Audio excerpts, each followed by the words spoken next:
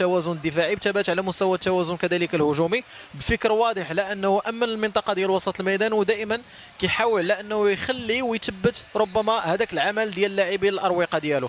بابلو ديال جوج ديال اللاعبين من المؤثرين على مستوى التنشيط الهجومي بالنسبه للمنتخب البرازيلي. من بين الايجابيات هو انه خلاو الاظهره ديال المنتخب الوطني بدون صعود، خلاهم او فرضوا عليهم يمكن بكل بساطه على انهم عدم الصعود بشكل متكرر على مستوى التنشيط اللي يقدر يكون هجومي. ولكن ما يحسب المغرب رغم استقباله هدف بقى ثابت، بقى كذلك كيامن بالحظوظ ديالو وما استقبلش بالاهداف، وهذا ربما دليل على انه عندهم قوه الثبات على مستوى الشخصيه والقوه كذلك على مستوى تدبير المحطه ديال المقابله. ولكن شخصيا ارى على انه التحكم في المقابله في الاطوار ديالها فكان بشكل اكبر بالنسبه للمنتخب البرازيلي. كره القدم دائما فيها حظوظ، وحظ المغرب على انه سجل تقريبا في نهايه الشوط الاول، فهذا يقدر يعطي واحد الحافز معنوي باش انه يدخل محطه الشوط الثاني باريحيه وثبات اكبر وبروح ربما ايجابيه بشكل اخر ان شاء الله. نعم كابتن محمد، شاهدنا شوط مثل ما تفضل الكابتن مهدي، الشوط مقفول من الطرفين، ولكن احنا نتكلم ايضا عن قيمه فنيه وبالنسبه المدربين قدموا مباراة من الناحية الفنية والتكتيكية كانت كبيرة جدا. صحيح، احنا اتفقنا قبل المباراة ان المغرب عارف قدراته ايه وبيلعب ازاي، وده اللي مخليه لغاية دلوقتي بيوصل للادوار دي، لانه فرقة منضبطة جدا وما بتتاثرش بالنتيجة لان عارفة ان هي ما تقدرش تلعب جيم مفتوح. البرازيل النهارده بيلعبوا بهدوء، بيحاولوا يستنفذوا طاقات لعيبه المغرب، بيحركوا الكرة كتير. المغرب منضبط بيلعب 4-1 بيرجع نص ملعبه. البرازيل على قد ما بتقدر بتحاول ان هي تمرر الكرة كتير لغايه لما تغلق ثغرات. اعتمدت في المقام الاول على خلق مساحه، واكتر خلق مساحه كان ظهر في المباراه من الطرف الايمن ناحيه البرازيل اللي هو الطرف الشمال لمنتخب المغرب. رقم 7 بابلو بيدخل الداخل يفضل رقم 2 انجلو، يبدا يعمل كرة عرضيه، والتوقيت بتاع الجول كان كويس لانه كان تحرك بدون كرة في العمق، وقدر ان هو يخطف الكرة بذكاء كتير جدا. وكان اتكررت اللعبه دي اكتر من 3-4 مرات، فهي دي كانت النقطه الوحيده اللي بيلعبوا عليها البرازيل. ما كانتش بتحاول تبني من القلب كتير لان المغرب واقف كويس جدا، والبرازيل كان عندها صبر والجول جاء. انا حتى وريتك الورقه اللي انا كاتب فيها ان المغرب بذكاء عارفه ان هي عايزه توصل، لا اما عن طريق كره ثابته لا اما عن طريق بينالتي. يعني انا حتى بنتكلم يا دكتور واحنا قبل ما نخش بين الشوطين قبل البينالتي، حتى احنا كتبنا وقلنا ان المغرب عندها خطط في اللعب، ان هي هتفضل محافظه على النتيجه وهتلعب كومباكت، عندها صبر مش مستعجله انها ترجع في النتيجه، وهتلعب على حظوظها كانت عن طريق لا اما كره ثابته لا اما انها تعمل 1-على-1 جوه ال 18 وتعمل بينالتي، وده اللي حصل. نعم. طيب كابتن عادل، يعني احنا لما نتكلم على هذا اللقاء، المنتخب المغربي حاول فرض اسمه وشخصيته من بداية المباراة، ويمكن كان فيه مطالبة بركلة جزاء من الدقيقة الثانية، لو احتسبت لكان شكل المباراة بالكامل تغير. اي كان ممكن ان تغير النتيجة لو كان المنتخب المغرب هو السباق بالتسجيل، لكن واقع الميدان واقع تسيير المباراة المنتخب البرازيلي كان احسن على مستوى صناعة اللعب، على مستوى الاستحواذ، على مستوى ايضا الثقة، ثم ساعدوا تسجيل الهدف كان في وقت جيد جدا. نتكلموا على مكان استغلال الاطراف خاصه بابلو لدخول اللاعبين اثنين على بين قلب دفاع الايسر والظهير اليسار، وبالتالي اصبح الظهير اليسار مطالب انه يدخل على داخل، وبالتالي اعطى مجال اكثر. شوف الحركه وتحويل اللعب من الطرف للطرف، شوف دخول اللاعب ثم خروج بابلو، وهذا اجبر الظهير اليسار انه يكون على الداخل بعيد نوعا ما، وبالتالي اجبار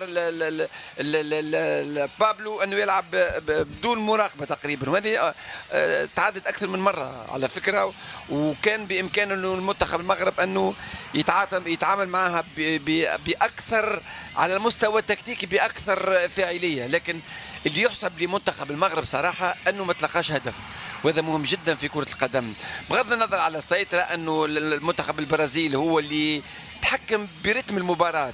أنا أعتبر أنه كأنه منتخب المغرب بقبول الهدف كانه اصبح خايف لا يتلقى هدف ثاني، وبالتالي كان متحفظ نوعا ما. نعم. ما شاهدناش التنقلات والتدرج بالكره، ما شاهدناش الكرات على مستوى الاروقه، ما شاهدناش صعود الاظهر.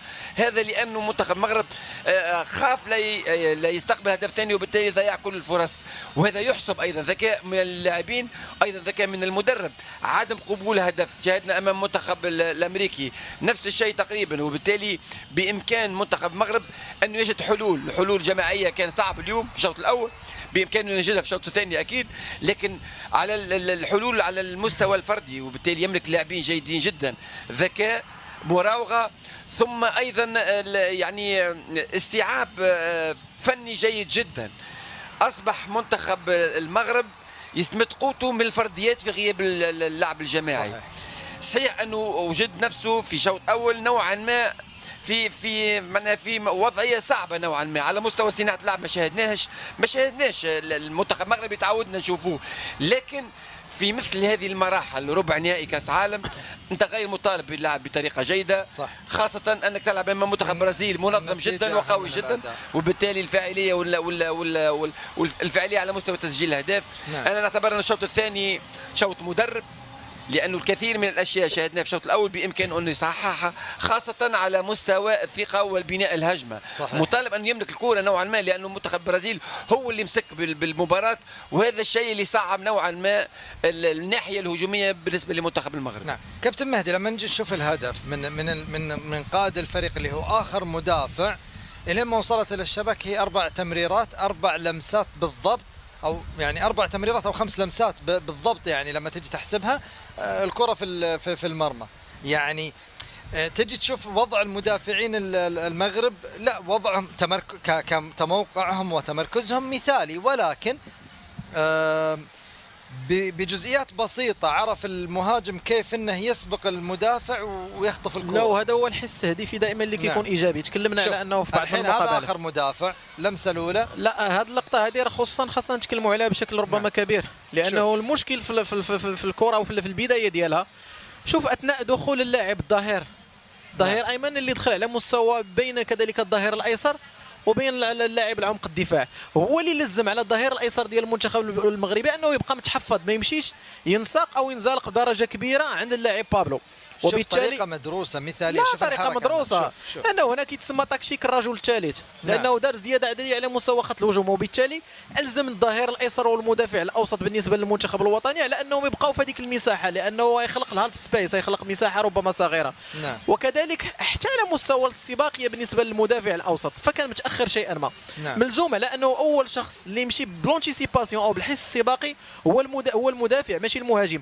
مره اخرى غنتكلموا على انه المدافع ما عندوش جاهزيه تامه، لانه ما لعبش واحد المعدد ديال المقابلات بالاحسن، وبالتالي تعويضه للاعب هداوي فممكن على انه عطى واحد الاثر سلبي، رغم اننا دائما كنتكلموا على واحد المراحل ديال البدايه. ولكن هنا بدرجه اولى لازم على انه المدرب يتعامل مع خصوصا هذه المنطقه هذه اليمنى بحذر اكبر، لانه لازم على انه يعطي تعليمات اللاعب وسط الميدان يبقى يدخل ويعمل مساعده على مستوى سواء الظهير او لاعب العمق الدفاع من اجل الحد من هذوك المساحات اللي كيتركهم تقريبا هذاك اللاعب نيتو على ما اعتقد في اثناء الدخول ديالو. الجزئيه تكتيكيه، لو نثبت الصوره في بدايه بناء الهجمه، قلب دفاع هو اللي اعطى التمريره. صح. وسط الميدان كان ثالث كانه قلب دفاع، ثم اصبح ثلاثه، 2 قلبي دفاع وواحد وسط الميدان يصبح يرجع في بناء الهجمه. اصبح الظهير اليمين هو اللي داخل على داخل. سي تكتيك رجل ثالث. تكتيك رجل ثالث، لانه ما خلى انه الجناح المنتخب المغرب ما رجعش للقيام بمهام دفاعيه، وبالتالي اصبح بابلو اللي هو نظريا هو المدافع الايمن، وبالتالي مطالب هو اللي مسؤول على من الناحيه الدفاعيه، وهذا اللي جعل عدم التوازن في دفاع منتخب المغرب. نعم. طريقه الهدف اتكررت 4 مرات. نعم. او 5 مرات. ده في الكوره عبقريه الكوره في طرق خلق المساحات في التحرك بدون كوره. نعم. واللي حصل ده مكرر لان هم حافظين كويس منتخب المغرب وعارفين انه واقفين كويس، فتملي بتلاقي في علاقه ما بين الباك رايت والوينج رايت ورقم 8 وسط. واحد مين بيتحرك لجوه وبيتحرك لبره، مش فرق مين الاسماء. في اوقات كتيره جدا بتلاقي انجل ورقم 2 هو اللي بيعمل الكروس مكان بابلو، وبابلو هو اللي جوه، وتلاقي رقم 5 هو اللي راجع ستوبر تاني والستوبر بقى باك رايت او العكس. دي نقطه. النقطه التكمله بتاعتها ان اللي جاي من خلف المدافعين ده التايمنج هايل، لان الراجل اللي جاي من ورا عمل ايس كونتاكت مع الرقم 7 بابلو، وحاطط له الكوره في الباك باس في المساحه اللي جاي من وان تاتش، حطها بجوده عاليه. كلها تحركات ممكن ما تكونش فيها اخطاء كبيره من منتخب المغرب، لكن كمان فيها جوده من اللعيبه بتاعه البرازيل، لان هي بتلعب على ثغرات بسيطه جدا. منتخب المغرب واقف كويس جدا، ما تسرعش، ما تاثرش بالهدف، رجع لاخر مباراه. لكن كمان منتخب البرازيل اعتقد ان هو بينفذ فكره على مدار 45 دقيقه اشتغلها كتير، وصل. لكن المشكله بالنسبه لي مع منتخب المغرب مع الوقت، لان منتخب المغرب بيجروا كتير جدا ورا الكوره، فبيعملوا جهد زياده. ممكن بعد الدقيقه 25 30 في الشوط الثاني هتلاقيه بدنيا بدا يتاثر، ممكن يحصل اخطاء. فعشان كده الجيم لسه في الملعب. المغرب ذكي جدا، بيلعب زي ما بيلعب المباريات اللي قبل كده، بيلعب بعقليه ان هو عقليه متزنه، بيلعب على قوته في الضربات الثابته والتحولات السريعه، او انه يعمل 1 على 1 جوه 18 وياخد بنالتي، وده قد كان.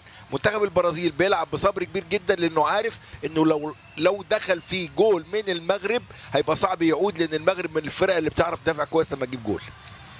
طيب المطلوب من الشوط الثاني؟ لا، اول شيء لازم على انه بصفه عامه يبقاو في هذا الثبات هذا اللي موجودين فيه، لانه ثبات مهم والشخصيه اللي كتدل على انه لاعبين عندهم نضج كبير.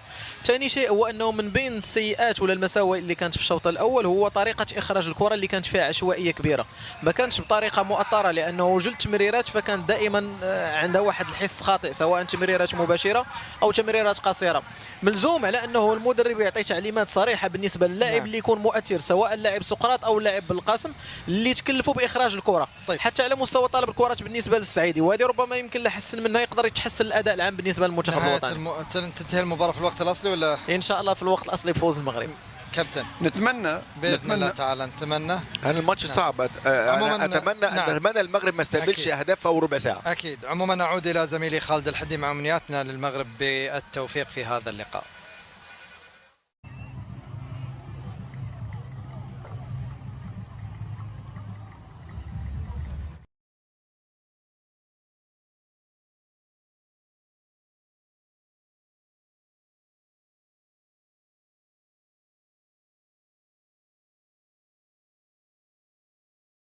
السلام عليكم ورحمة الله تعالى وبركاته.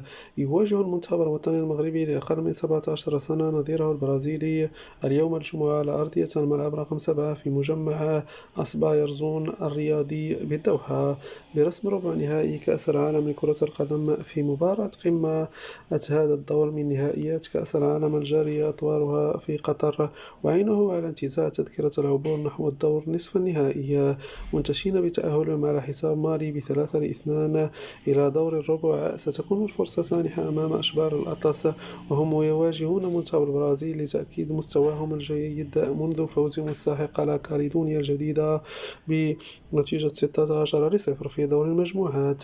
في معرض حديثه عن مباراة ربع نهائي المقبلة أمام البرازيل، قال الناخب الوطني نبيل باها في تصريحات للصحافة عقب الفوز على المالي أن البرازيل فريق جيد ويضم لاعبين ممتازين. هي